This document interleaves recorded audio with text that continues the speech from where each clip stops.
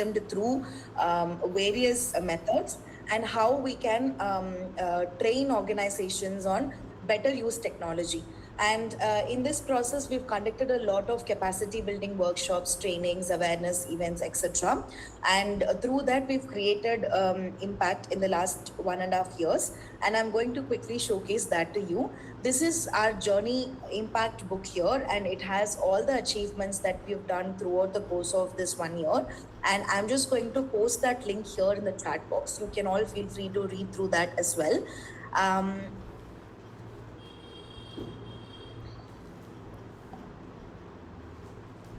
Okay, I've posted the link in the chat box. Like I said, we do a lot of these capacity building workshops, training, awareness campaigns, etc. And we also have in-house tech team who build custom-made solutions for non-profits.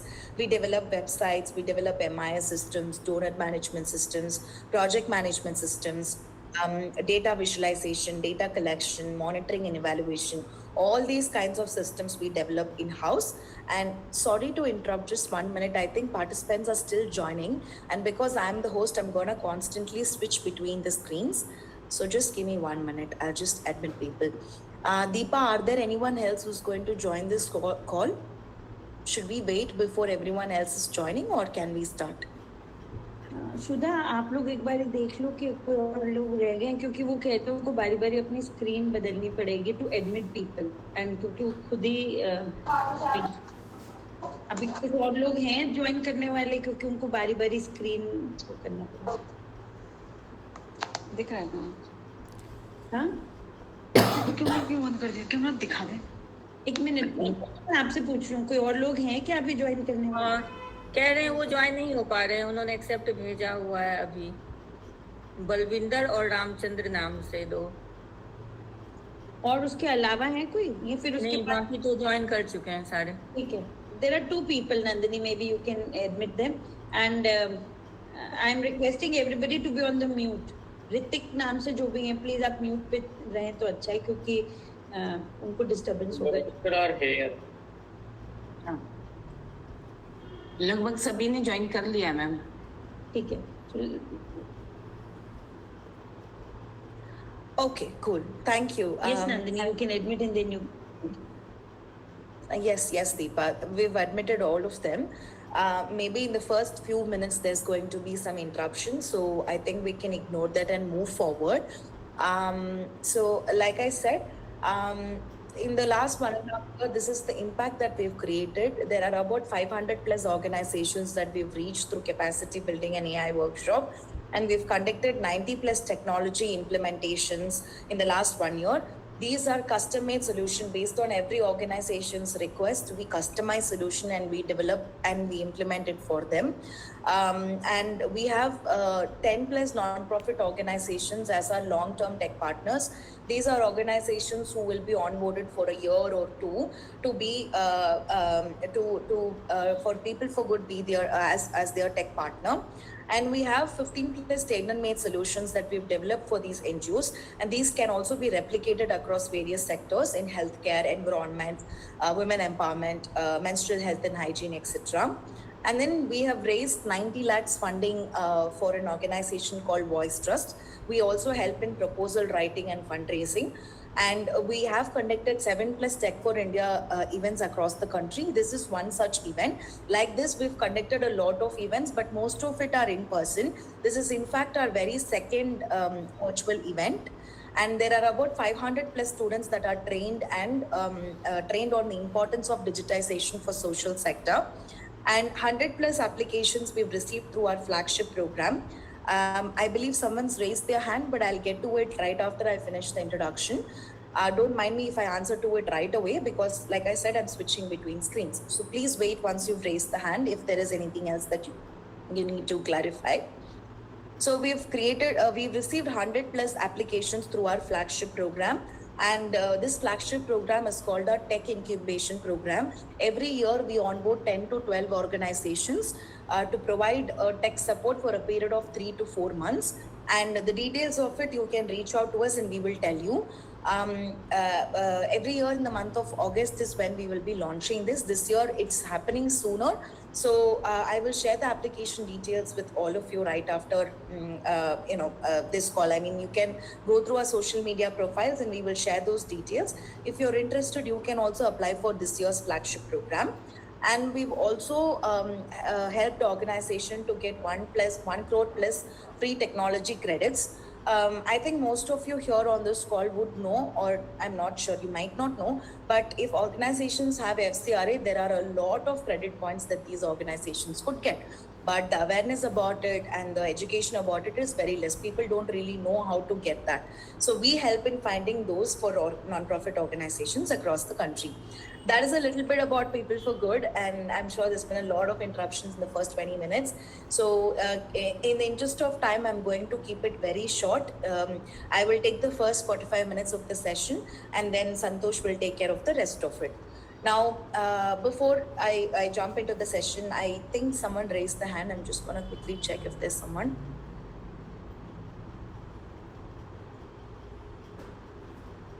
Okay. I don't see anyone in the queue, so I'm just going to go forward. You do the Hindi translation of this? Yes, Deepa, yes. Yes so अभी नंदिनी जी ने हमसे share किया people for good ने जो काम किया है उसके बारे में, और उन्होंने ये बोला कि वो फाउंडर हैं पीपल फॉर गुड के, और उनके साथ संतोष दूसरे फाउंडर हैं, वो भी आज हमारी मीटिंग में हैं. और अभी इस मीटिंग का जो पहले 45 मिनट्स का सत्र है वो नंदिनी लेंगी, और जो नेक्स्ट उसके बाद का सेशन है वो संतोष लेंगे. उन्होंने हमसे ये शेयर किया कि पीपल फॉर गुड एनजीओज के साथ काम करता है और कैसे हम टेक्नोलॉजी का इस्तेमाल एनजीओज कर सकते हैं. उसके लिए उन्होंने बहुत सारी एनजीओज की ट्रेनिंग्स की हैं. उसके साथ ही साथ वो एनजीओज के लिए कस्टम मेड सॉल्यूशंस भी बनाते हैं, टेक्नोलॉजी बेस्ड सॉल्यूशंस, जो आजकल अगर हमारा कोई भी प्रोजेक्ट किसी भी विषय पे है, वो चाहे एनवायरनमेंट पे है, हेल्थ पे है, मेंस्ट्रुअल हाइजीन पे है, अगर उससे रिलेटेड हम कोई टेक्नोलॉजी बेस्ड सॉल्यूशन बनवाना चाहते हैं उस पर भी वो काम करते हैं, वेबसाइट्स पे भी काम करते हैं, डेटा कलेक्शन टूल्स, इन सब चीज़ों पे भी काम करते हैं, प्रपोजल राइटिंग एक्सेट्रा में भी वो काम करते हैं. और उन्होंने ये शेयर किया कि उनका एक प्रोग्राम है जिसमें वो 3-4 महीने के लिए किसी एक संस्था को टेक्नोलॉजी सपोर्ट भी देते हैं. टेक इंक्यूबेशन करके वो है जो हर साल अगस्त में आता है. तो उन्होंने ये भी कहा कि अगर इस साल भी अगर आप में से कोई इंटरेस्टेड होगा तो वो उससे जुड़ सकता है. और जो उन्होंने अपना लिंक छोड़ा है चैट में, उसमें उनकी संस्था के बारे में और डिटेल मिल सकती है, और आप अगर आगे फ्यूचर में भी कनेक्ट करना चाहें तो उसके थ्रू आप उनको कनेक्ट कर सकते हैं. Thank you. Thanks, Deepa. Thanks so much for that. So I'm just going to go ahead and start the presentation now, Deepa. Let's say after every 3 slides or 4 slides, I'll take a pause and maybe you can translate if people didn't understand. Most of it is there on the presentation, but if they don't understand, you can check with them and see if there is any translation required. And if they have any questions also, we can take it up after every 3 and 4 slides. We can do that for three times at max, I think, because I only have about 9 to 10 slides. Does that work? Yeah, it works. Yeah. Okay, perfect. So in today's session, we are going to see 2 main topics. These are things that every NGOs must be aware of, and very basic, because language is an issue here. We didn't want to get into the specifics of it. We wanted to keep it very hands-on. So I will be talking about fundraising, the important things that you need to remember before reaching out to funders, how a funder will identify an organization, or how they will evaluate an organization, or how they fund an organization. These are things that we are going to see in my session. And then I'm going to hand it over to Santosh, who will be taking care of data collection and data visualization. So he'll be sharing his screen and showing you some real-time examples on how to create a form for data collection. So these are the 2 sessions. Without any further delay, we can get started. The main 3 things that we're going to cover in today's session is that, like I said, we're going to see how funders eventually select and evaluate an NGO, and what is credibility. So how do they trust you? How do they trust an NGO before they give money? Or why do they give money? And how is their impact metrics tracked? These are things that we will see. And how to prepare before submitting any application.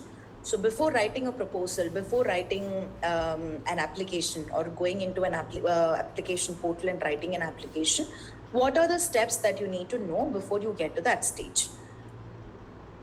So I want to start with a quick success story of ours. Very recently, we helped Voicetrust acquire funding of 90 lakhs from Azim Premji Foundation.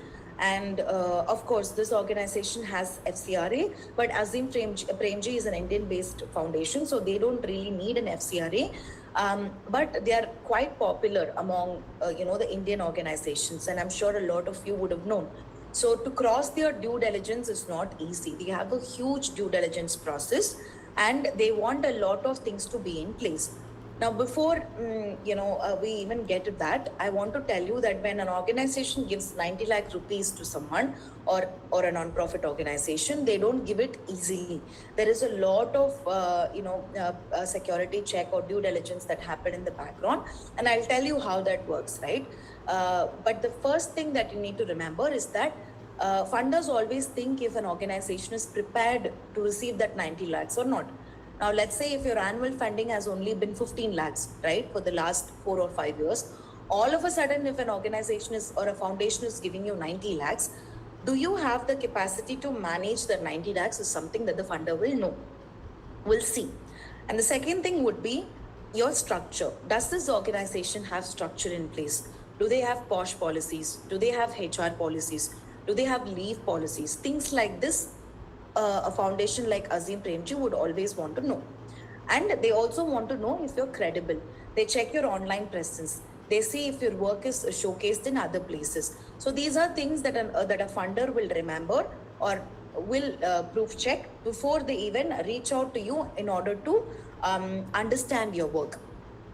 So before we apply for funding, there is a strategy behind it. You need to know that strategy in order to crack a funding, and that's what I'm going to teach you now. Now, I'm going to shoot a question at all of you. Maybe I'll also take a pause here, and I'll also let Deepa to kind of translate this bit of the session. Before you apply for funding, I would recommend all of you to think like a funder, right? Let's say you have 1 crore rupees in your hand, and you are a foundation or a HNI, high net worth individual, and you are going to donate some amount of money to an organization. Now, how will you find this organization? How will you find NGOs to give money? What are the ways that you'll use in order to find these NGOs? Can you post that answer in the chat box? Maybe Deepa, if there are people who didn't understand, they can you can translate it for them.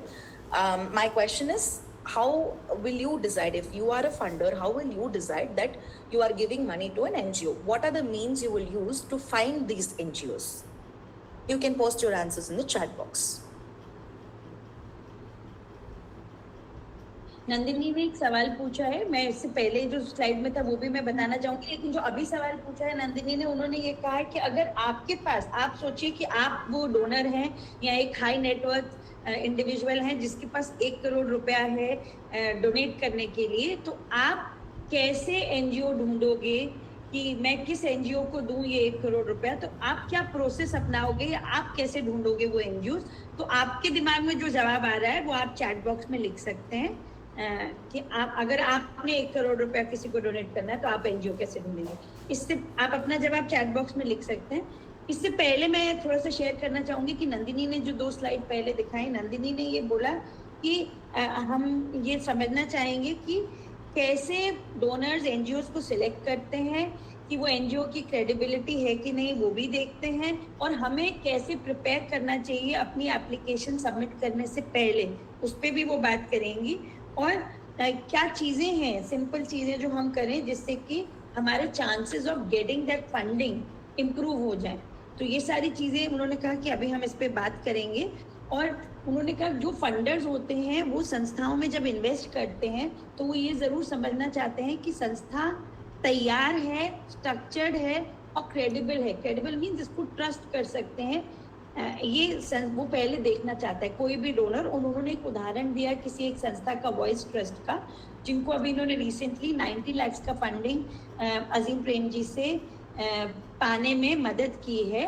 और उन्होंने कहा कि prepared में कोई भी donor आएगा तो अगर आपका पिछले आपको जितने फंड्स आपने मैनेज किए, अगर वो केवल 15 लाख रुपए तक के फंड्स हैं, तो कोई भी डोनर ये नहीं समझेगा कि आप प्रिपेयर्ड हैं कि आपको 1 करोड़ रुपए का फंड दे दें और आप उसको मैनेज कर सकते हैं।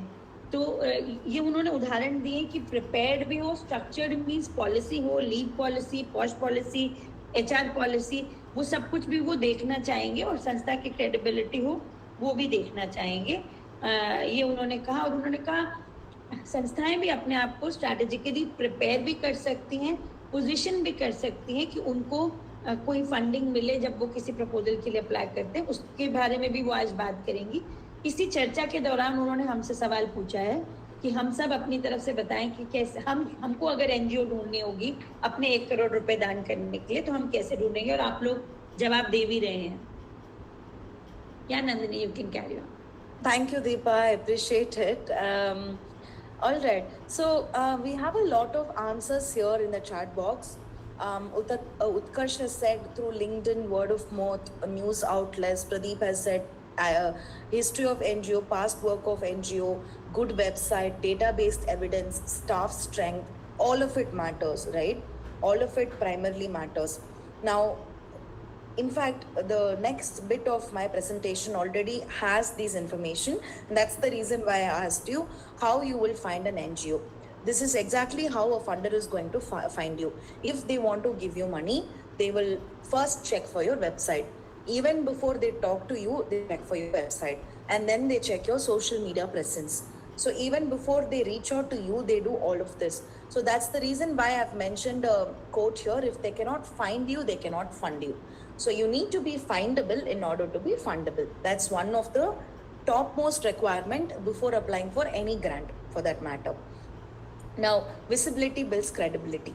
Why we say this is because if you're not visible, let's say if there is an organization that's sitting in a mountain and helping tribal women or tribal people in general, and they're doing some really amazing work, they're impacting thousands of people, but if a funder here, let's say in some part of Mumbai or some part of Delhi, is not able to see what this tribal area people are doing or what this person is doing for those tribal people, how are they going to support them? How will they give money? So in order for these funders to be able to see you, you need to be visible. You need to be visible in your website and social media platform like LinkedIn, Facebook, Instagram, Twitter, all of these platforms. You don't have to create fancy stories, but you need to be visible. This builds credibility. So what happens is when people see real-time work happening, it changes their mind. They think about the kind of help that they can provide you. Now, there are some common visible gaps that we see, especially with the new NGOs, whoever starts an organization for the first time. What they think is, we've started an NGO now, all we have to do is start doing the good work. That's not true. When you start an NGO, as much as it's important for you to have a registration, it's also important for you to know that there needs to be a professional website. And you need to have a social media business page. When you start a new organization, it's okay if you don't have all the criteria, but these are some mandatory things and you can make a note of it. I'll also be sharing this presentation later. You can read through it. But one important thing is website. Second thing is you need to have LinkedIn and Facebook, because these are the platforms where NGOs are very active than Instagram, YouTube, or Twitter. So you need to have business pages for LinkedIn and Facebook, and there needs to be documentation. So right from day one, whatever work you do, start documenting it, and start documenting it in a Word document, not in pen or paper, because as days go by, you will either stop using it or you will forget documenting it. So it's always best to have this documentation ready. No measurable data or success metric. So what happens is, I think someone also said that you need to have a data insights in order to get funding, which is very much true. You need to show numbers. If you're, there is a huge difference between saying many students and 100 students. So you need to have numbers ready. Limited professional photographs. It's very underrated. A lot of people don't really know the importance or value of photographs. Some people think it's just, showcasing too much of your work, but that's not true. If funders needs to, give you money, they need to know the work that you're doing, and it has to be realistic.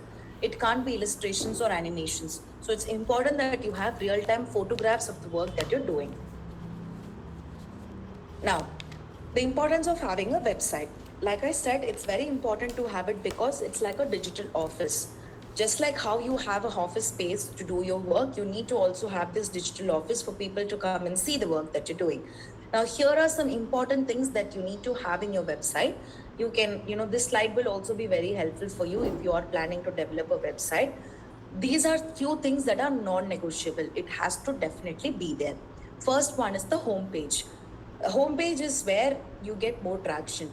If the homepage is not looking good, if it doesn't give the information that a funder wants, then there is no chance that they're going to the next page. So as soon as they open this link and see the homepage, there has to be some information that should populate.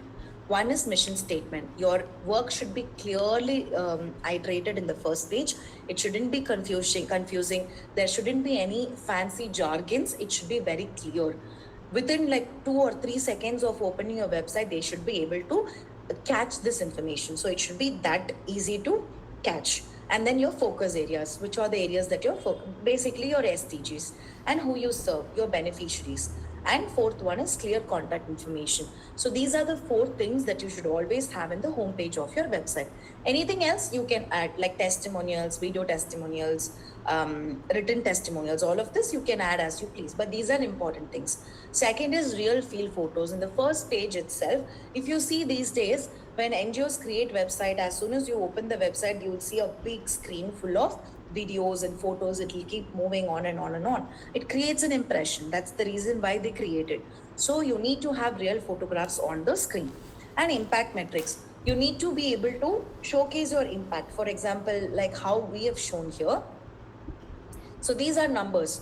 So as soon as as soon as I shared my screen and showed, you were able to see the numbers populating, right? It triggers curiosity. You will think like, what does 500 plus mean? So have they done something with 500 plus? Have they done something with 90 plus? These are things that you will remember.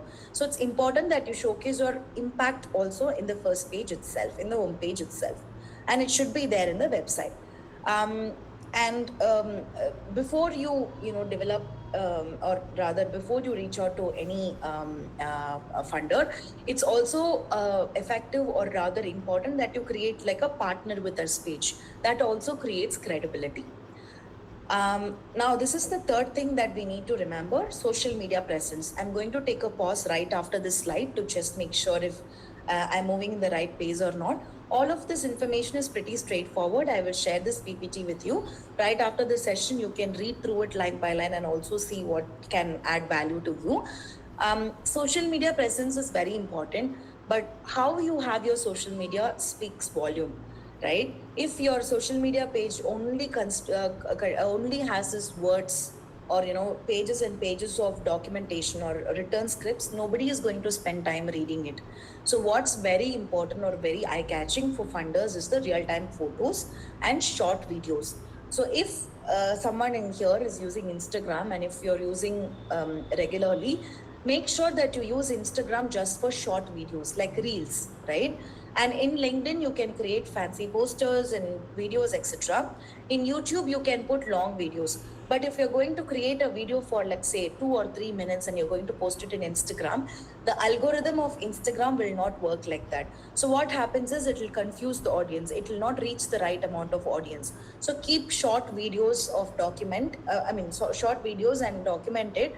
That shows your work in action, and post it in Instagram, and then in LinkedIn, and then in Facebook. You can keep your longer videos for YouTube. So this is how you need to have your social media presence across. You can't use the same strategy across all the platforms. You need to definitely have beneficiary stories, which is very much important, because it's better for your beneficiaries to tell your story than you, right? It's more effective when they say the impact that you've created than you telling it out loud. For example, now if someone else is going to ask me how I conducted this session, it adds more credibility to me when one of you unmute and say, or one of you come and picture and say that, this session was so and so, it was good, it was bad, whatever it is. But rather than me saying, that's more impactful. So you need to always have beneficiaries information in your profile, beneficiary stories in your profile. And project updates, genuine project updates. The red box here says the mistakes that you need to avoid. Some people just use social media, they'll keep posting stuffs, but only during festivals, only during functions, or only during like a Women's Day or Environment Day or Healthcare Day or something like that, right? That shouldn't be the case. You should constantly be updating your, audience in social media. I'm going to take a pause here before I move into the next session. Do you have any doubts, any questions? Is it easy to understand? Am I being too fast? No, I think you're fine, but I think I should at least translate it in Hindi. I would request you to please go back because it'll be difficult for me to do it without the slide. Of course. Yeah, maybe from the slide only, na? Yeah. Yeah. So, Deepa, you can probably go for the, outline of it. I will share the PPT with all of them. Sure.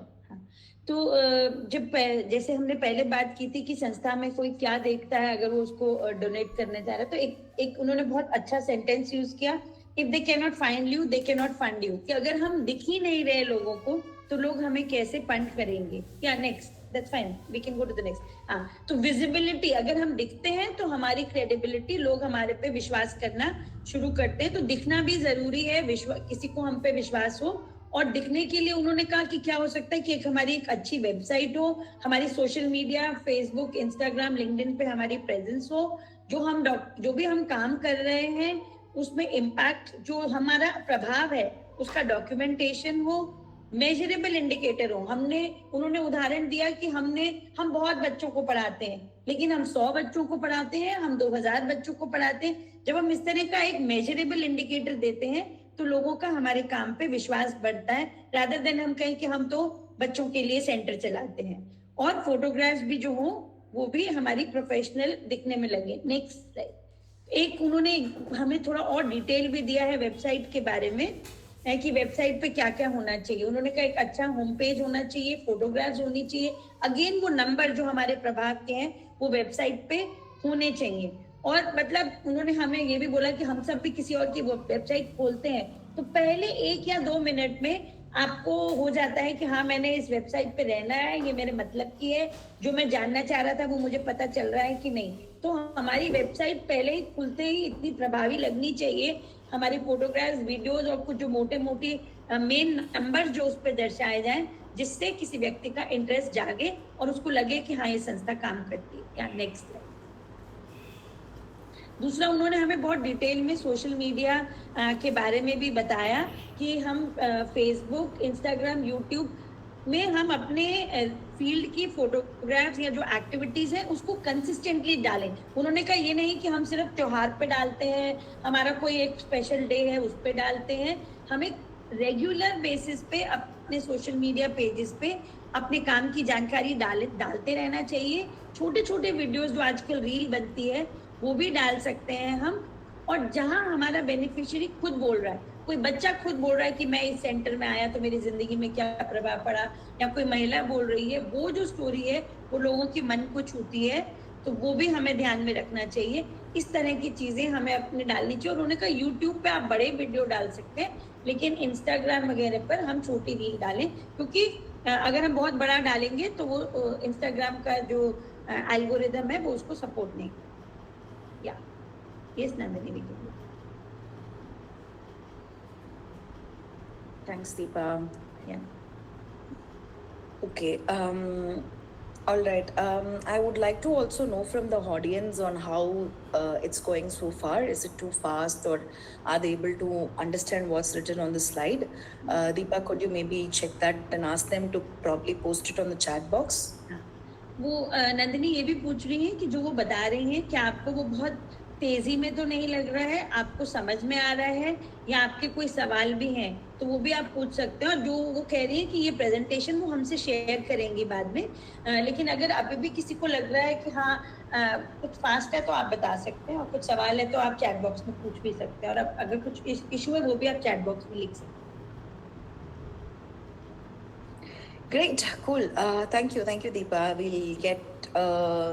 We'll move forward. So the next bit is just this slide looks very big, but there's only very small information that I had to give. You need to start using AI wisely. There are a lot of tools out there that can help you write proposals. even if there is a language barrier, you can just draft it as simple as possible or as basic as possible in your own language, and you can use AI to translate it. But one thing that most organizations do not realize is that there is something called plagiarism. Now, people who come from literature background will understand what it means.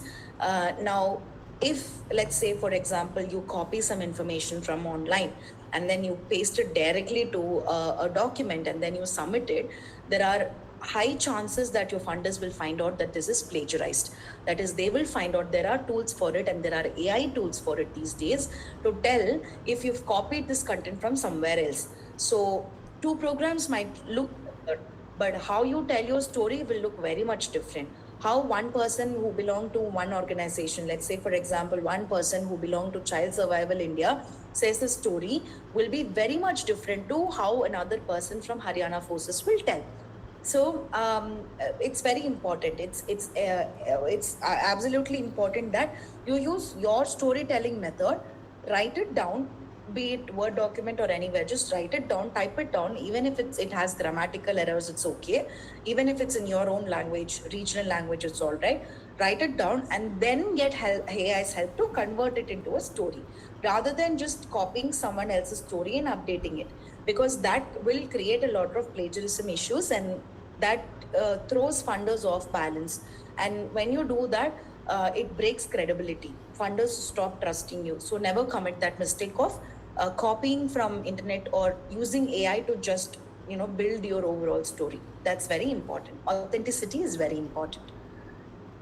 The next slide talks about how I prepared for Voice Trust proposal. Now, I said that, and Deepa also rightly translated that, we raised 90 lakhs for Voice Trust from Azim Premji Foundation, and I'm going to quickly tell you how that process looked like.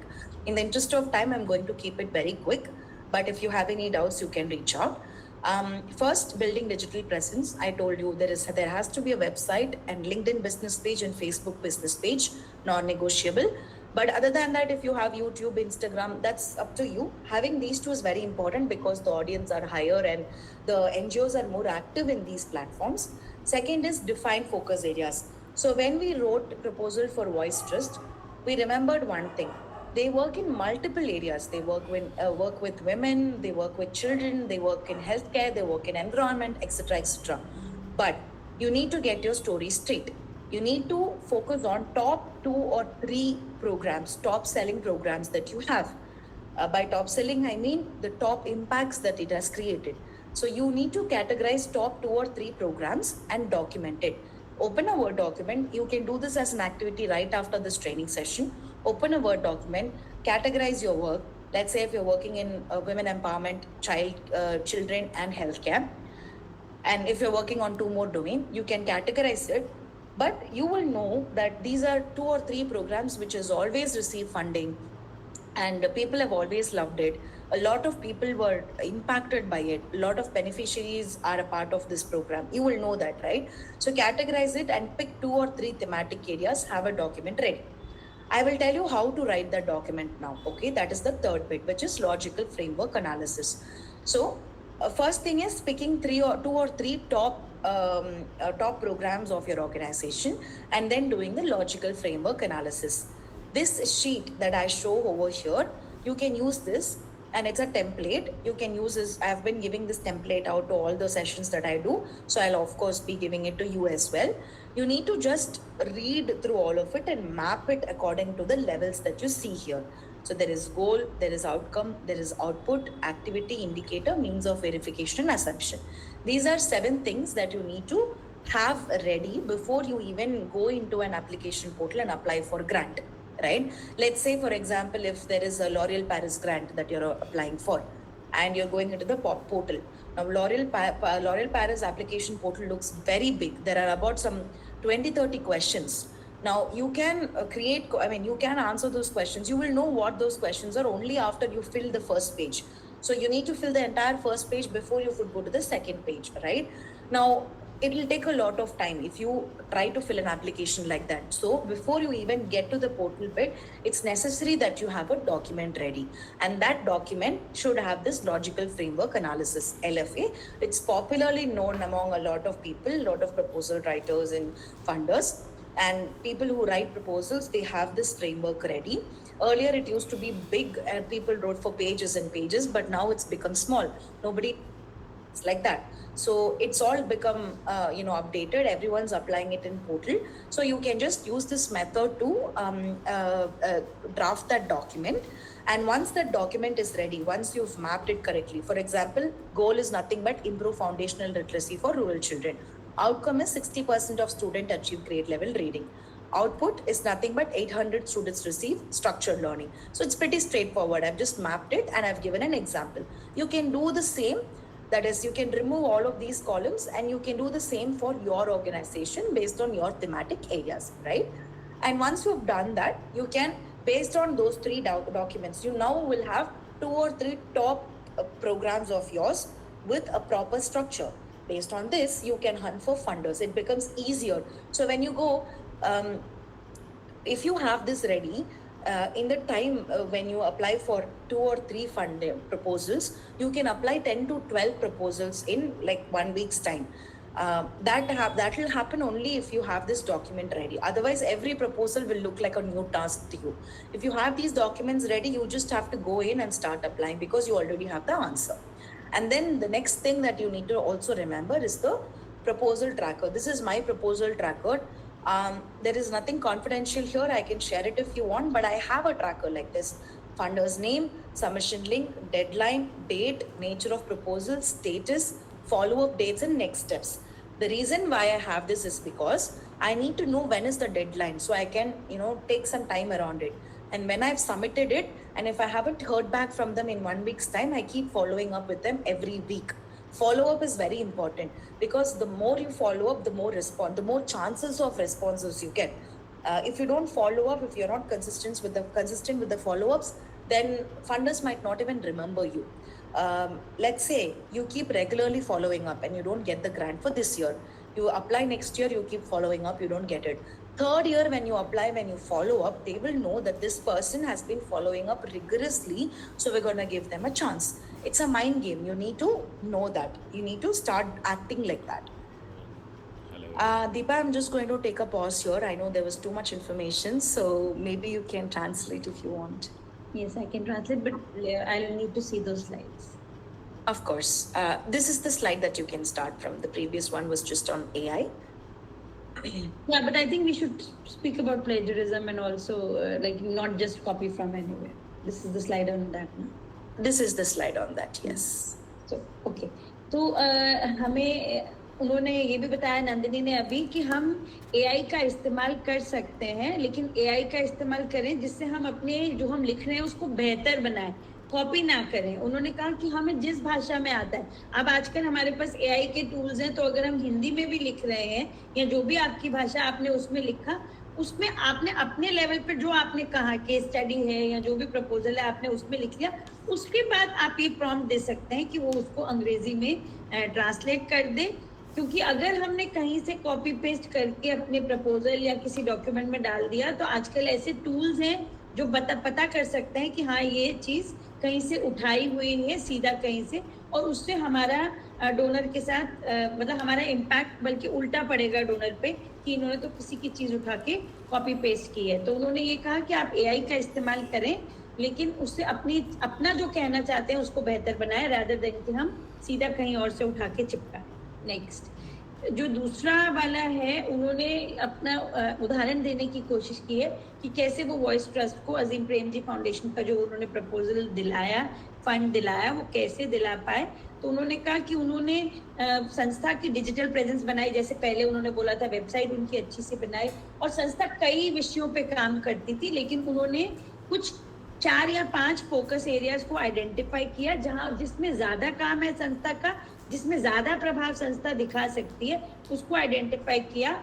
और फिर उसके बाद जो LFA बनाते हैं, logical framework analysis, जिसमें हम activity भी लिखते हैं, फिर उससे क्या होगा, आउटपुट क्या होगा, वो कैसे बनाया, उन्होंने वो भी बताया. और एक चीज, हम ये लॉजिकल फ्रेमवर्क हम में से कई लोगों ने प्रपोजल्स में डाला है.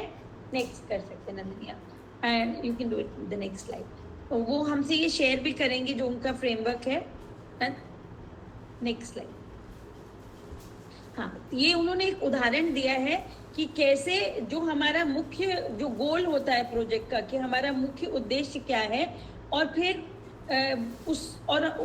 मतलब इनफैक्ट इसमें इन्होंने इनपुट्स नहीं डाला है, लेकिन यूजुअली हम इनपुट्स भी डालते हैं कि क्या इनपुट्स होंगे, हम क्या क्या डालेंगे, क्या क्या करेंगे, स्टाफ होगा, पैसा होगा, हम ये इंफ्रास्ट्रक्चर होगा, तो हम क्या एक्टिविटीज करेंगे, वो एक्टिविटी करने से क्या आउटपुट आएगा। मतलब अगर हम सेंटर चला रहे हैं फॉर एग्जांपल बच्चों के पढ़ने का, जैसे इन्होंने एग्जांपल दिया है, टीचर ट्रेनिंग करेंगे, आफ्टर स्कूल क्लासेस करेंगे, तो उसका क्या आउटपुट क्या हो गया कि 800 बच्चे जो हैं उनको स्ट्रक्चर्ड लर्निंग सपोर्ट मिल गया। उसका आउटकम क्या होगा कि जो बच्चे 800 बच्चे हमारे यहाँ पढ़ने आ रहे हैं, उनमें से 60% बच्चों के उनकी ग्रेड लेवल रीडिंग इंप्रूव होगी, अपनी क्लास के हिसाब से उनकी पढ़ाई इंप्रूव होगी। तो उन्होंने हमें उदाहरण देके बताया है कि जब हम कोई भी प्रपोजल सबमिट करते हैं तो इस तरह का एक लॉजिकल फ्रेमवर्क एनालिसिस, जिसको LFA बोलते हैं, जिसमें हम सब कुछ डालते हैं, क्या इनपुट डलेगा, क्या एक्टिविटी करेंगे, उस एक्टिविटी से क्या आउटपुट निकलेगा, कितने हम ये करेंगे तो कितने बच्चे ट्रेन होंगे, उन बच्चों के पढ़ाई में क्या प्रभाव पड़ेगा, और ये हम कैसे निकालेंगे।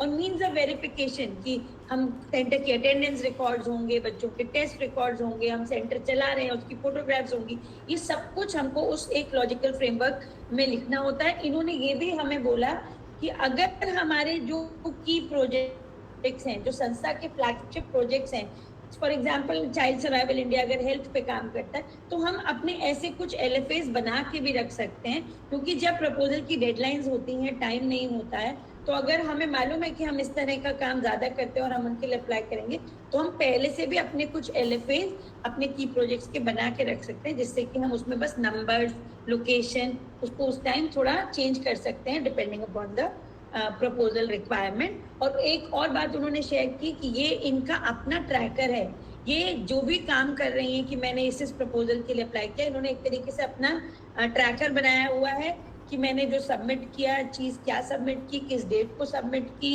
उसकी और फिर वो किस बारे में था। और ये कह रही है कि मैं बारी बारी फॉलो अप करना बहुत ज़रूरी है। अगर हम कंसिस्टेंटली फॉलो अप करते हैं डोनर के साथ, तो हम उनकी याददाश्त में रहते हैं। मतलब मैं इनफैक्ट जब नंदिनी बोल रही थी, मुझे लग रहा था कि मैं तो 2 या 3 बारी मेल के बाद मुझे लगता है कि अब डोनर मतलब बोर हो जाएंगे कि ये कितनी बारी पूछते हैं, लेकिन इन्होंने ये आइडिया दिया कि नहीं, आपको एक बारी प्रपोजल नहीं मिला, आपने फिर अगली बारी अप्लाई किया, फिर आप पूछते रहे, 4 बारी नहीं मिला, लेकिन तीसरी बारी में जब आप अप्लाई करोगे और पूछोगे, तो कहीं ना कहीं वो डोनर के दिमाग में आएगा कि ये कंसिस्टेंटली काम कर रहे हैं इस चीज पे, इन्होंने अप्लाई कर रहे हैं, तो दे कैन कंसिडर यू। तो उन्होंने कहा ये एक माइंड गेम की तरह भी है, तो हमें कंसिस्टेंटली फॉलो अप करना चाहिए। तो ये मेरे लिए भी एक सीख है। Thank you, Nandini. I was just sharing with them that I don't follow, I follow up with the person for about 3-4 times, and after that I feel that the donor might get irritated that why am I writing mails every time, but the way you have explained it to me, it's a learning for me also. Thanks, Deepa. No, actually, that's also true. There are instances where people might feel like that, but foundations and HNIs probably, but foundations and everything, they don't usually check emails, so they receive hundreds and thousands of emails. So it's by chance that they go through our emails. So it's always effective to do rigorous follow-up with funders. So that's pretty much what we've covered in this slide. Moving on to next one, it's very simple.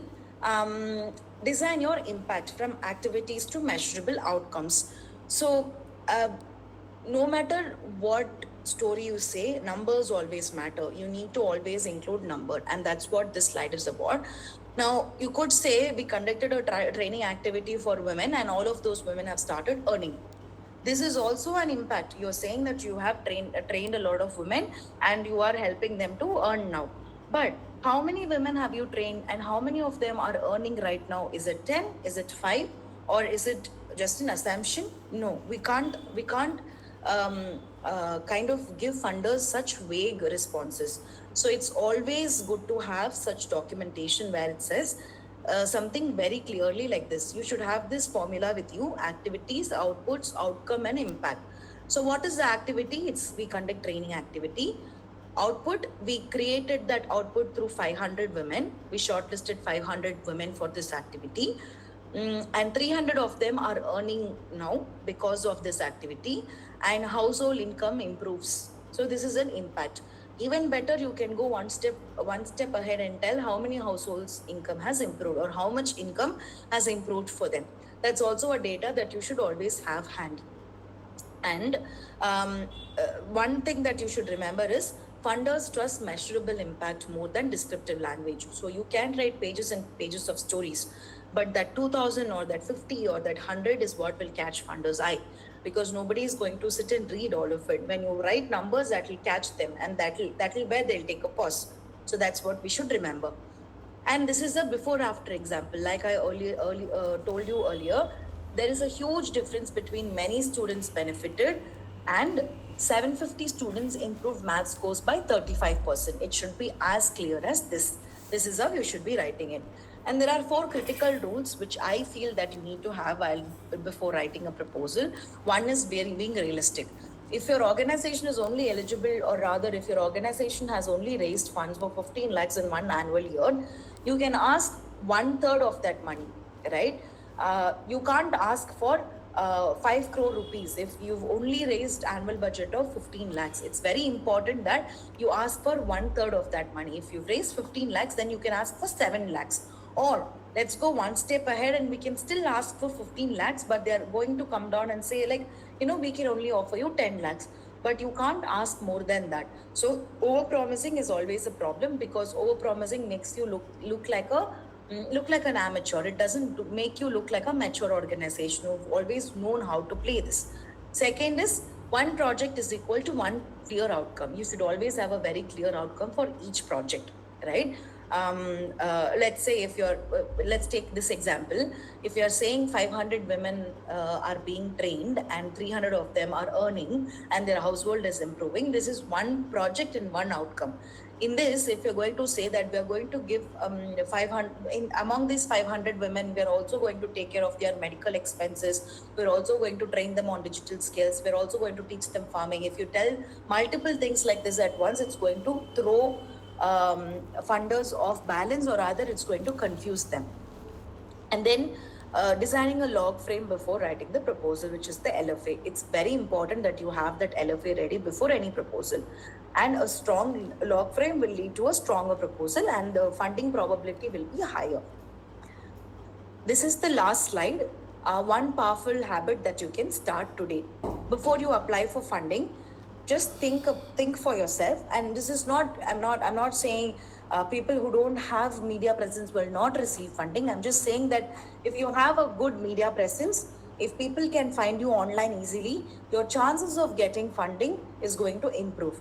So you need to start thinking like a funder in order to crack more funds. Have a website in place, have a social media process in place, constantly update information, have a coordinator who constantly updates information, and then also take care of the documentation bit. Ensure the documentation of all the projects you're doing is happening simultaneously, and make sure you use AI to make all of this work easy, and not too much information to write, or too much manual work for you and all that. Make sure that you use AI to make all of this easier. So this is pretty much what I wanted to cover in today's session. Now I'm going to pass it over to Santosh, who is going to talk about data collection and visualization collectively. He's going to share his screen and show you how it works. But before we jump into that, any doubts, any questions that you would like to ask me? Deepa, if you want to translate, you can go ahead and translate. ये नंदिनी ने बताया कि ये बहुत ज़रूरी है कि हम अपना इम्पैक्ट के लिए डिज़ाइन करें कि हम एक्टिविटी से क्या इम्पैक्ट करने वाले हैं, उसके हिसाब से हम अपने काम को डिज़ाइन करें. तो एक बहुत अच्छा उदाहरण उन्होंने दिया कि अगर हम कोई ट्रेनिंग कर रहे हैं, कि हम कह रहे हैं कि हम महिलाओं की ट्रेनिंग करेंगे. It can be for anything. जैसे हम मेंस्ट्रुअल हाइजीन के प्रोजेक्ट में फॉर एग्जांपल कपड़े का पैड बनाने की ट्रेनिंग करते हैं. कोई भी हो सकता है कि हाँ, हम ट्रेनिंग करेंगे. आउटपुट है कि हमने कितनी महिलाओं को ट्रेन किया. आउटकम है कि वो जब ट्रेनिंग हो गई तो उन महिलाओं ने उस जानकारी का क्या किया. तो इन्होंने कहा कि अगर इनकी कोई ट्रेनिंग है जिसमें ये कह रही कि 500 महिलाओं ने अटेंड किया, तो आउटपुट है 500 महिलाओं ने अटेंड किया. आउटकम है उनमें से अब 300 महिलाएं वो जो उन्होंने सीखा उस स्किल को यूज करके अब वो कमाने लग गई है. तो ये आउटकम है. और इम्पैक्ट है कि अगर वो महिला कमाने लग गई है तो उनके घर की इनकम पे क्या असर पड़ा है, वो कितनी इनकम इम्प्रूव हो गई है। तो house hold income improve again एक इम्पैक्ट है कि घर की इनकम बढ़ जाएगी, लेकिन वो ये कह रही है इसको भी अगर हम मेजरेबल बनाएं कि घर की इनकम कितने प्रतिशत बढ़ गई, ये अगर हम बताएं, तो अगर हम इस तरह से अपनी एक्टिविटीज से सीधा इम्पैक्ट दिखा पाएंगे तो डोनर का हमारे काम में ट्रस्ट बढ़ता है कि हाँ, ये जो भी एक्टिविटी कर रहे हैं ये वेल डिजाइंड एक्टिविटी है और इससे ये असर होगा। इन्होंने ऐसा ही एक उदाहरण और दिया था। फॉर एग्जाम्पल, अगर वो बच्चों की बात कर रहे हैं, we can go a little down Nandini, तो वो एक और उदाहरण उन्होंने दिया था जिसमें वो बता रहे थे कि ये बहुत ज़रूरी है कि हम जो भी अगर हम कर रहे हैं हम रियलिस्टिक हों। हम जब प्रपोजल बना रहे हैं, एक बहुत उदाहरण उन्होंने पहले भी दिया कि अगर हमने अभी तक केवल 15 लाख रुपए रेज किए हैं और मैं ये कहूँ कि मेरा जो प्रपोजल होगा वो 1 करोड़ या 2 करोड़ का है और मैं डोनर से एक्सपेक्ट कर रही हूँ, तो मैं रियलिस्टिक नहीं हूँ, मैं बहुत इमेच्योर लगूंगी। डोनर आपको 15 लाख रुपए आपने अभी तक रेज किए, वो आपको ज़्यादा से ज़्यादा 10 लाख रुपए तक देने को तैयार हो सकते हैं, क्योंकि वो भी ये देख समझते हैं कि आप में कितनी कैपेसिटी है to handle that kind of funds. और उन्होंने कहा आप जब प्रोजेक्ट डिजाइन कर रहे हैं उसमें बहुत ज़्यादा प्रॉब्लम्स को सॉल्व करने की कोशिश ना करें। एक प्रोजेक्ट एक क्लियर आउटकम होगा तो वो क्लैरिटी रहती है उस प्रपोजल में और डोनर को भी समझ में आता है कि आप क्या सॉल्व करना चाह रहे हैं। Do not try to solve एक साथ हम कहें कि हम 5 प्रॉब्लम को सॉल्व करेंगे। और पहले जैसे हमने बोला लॉग फ्रेम अगर हम बना लेते हैं, उन्होंने एक चीज़ और बोली थी कि आजकल ऑनलाइन एप्लीकेशंस होती हैं। ऑनलाइन एप्लीकेशन जब आप भरते हैं तो आप पहले से अपने पास चीज़ें तैयार रखें, क्योंकि उसमें फिर जब हम डालते हैं इन्फॉर्मेशन, अगर मैंने फर्स्ट पेज को कर लिया, मैं नेक्स्ट पे जब तक पूरा फर्स्ट पेज नहीं करूँगी मैं नेक्स्ट पे जा नहीं सकती। तो इसलिए उन्होंने कहा हम पहले से अपने पास पूरा बनाकर भी रख सकते हैं, लॉग फ्रेम पहले से बना के रखें। और अगर स्ट्रॉन्ग लॉग फ्रेम है जिसमें हम दिखा पा रहे हैं कि ये एक्टिविटी, उससे ये आउटपुट, उससे ये आउटकम, उससे ये प्रभाव, इम्पैक्ट, तो वो एक स्ट्रॉन्ग प्रपोजल होता है और उसको फंडिंग मिलने की प्रोबेबिलिटी ज़्यादा होती है अगर हम इस तरह का ऐसा प्रपोजल बनाते हैं। या नेक्स्ट इज ये उन्होंने कहा कि एक अच्छी हैबिट जो हम लोग शुरू कर सकते हैं आज से ही कि क्या हम अगर अप्लाई करने वाले हैं किसी को, तो हमको लगता है कि विदिन कोई भी अगर कोई और डोनर है हमें ढूंढने की कोशिश करेगा तो उसको 5 मिनट में हम दिख जाएंगे, हमारे बारे में पता चल जाएगा। तो हम अपनी विजिबिलिटी बनाना शुरू करें, हम अपनी डॉक्यूमेंटेशन बेहतर करें, हमारी रिपोर्ट्स और उसमें से जो इम्पैक्ट निकल रहा है उसको हम साथ साथ डॉक्यूमेंट करें। क्लियर आउटकम्स होने चाहिए, सक्सेस स्टोरीज हमारे पास होनी चाहिए। और अगर हम ऐसा करते हैं तो देयर इज प्रोबेबिलिटी कि हमें अगर कोई डोनर भी हमने अप्लाई भी किया और कोई डोनर हमें ढूंढेगा तो हमारे विजिबिलिटी भी है, डॉक्यूमेंटेशन भी अच्छी है, इम्पैक्ट भी दिखा रहे हैं हम अपने प्रीवियस काम से, तो हमारी अपॉर्चुनिटी बढ़ जाती है। और फिर मतलब हमारे को कई बार होता है हम अप्लाई करते हैं, कई बार डोनर भी देख सकता है। कई बार अगर लिंक्डइन या किसी से अगर किसी को आपका काम अच्छा लग रहा है तो हो सकता है कि वो भी आपको अप्रोच कर सके। या thank you Nandini. Thanks, Deepa. If any of you have any doubts or if you have any technical requirements in your organization, like I earlier told you, we develop systems also for NGOs exclusively based on the problem statements we receive. So if there's any of you who need such kind of support, you can feel free to reach out to us. I'll quickly drop my email address here. If you have any doubts or questions, you can write to me also. Right after this call, Deepa, we will be sharing all the training collaterals with the organizations. Now I'll just pass it over to Santosh. Yeah, thanks, Nandini. Just give me a second. I want to do a small setup. No worries, no worries. In the meantime, if anyone has